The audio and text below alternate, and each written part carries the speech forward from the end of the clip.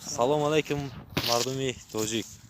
Ман як ҷавони тоҷик як паёми кӯтоҳак дар бораи ин фосиқони давлат, фосиқоне ки ба номи Муҳаммад Иқбол, Амирдин Кабирӣ ва дигарон мехоҳанд мардуми тоҷикро аз ин оромӣ осодагии мардуми тоҷикро аз байн баранд. Дар сайтҳои иҷтимоӣ нишаста ҳар гуна ваъдаҳои пуч гӯем ба мардум дода истоданд.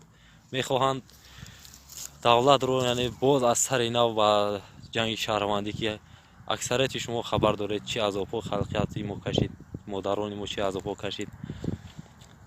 Мехоҳанд боз ба ҳамон рӯзи аввал яъне Тоҷикистонро гардонанд.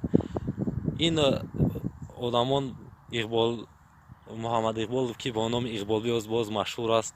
Яъне инҳо фақат барои манфиатҳои шахсии худ кӯшиш карда истодаанд ва аз инҳо ҳеҷ умеде надошта бошед. Инҳо як гӯем саги кӯча ҳастанд ки мелақанду мелақанд.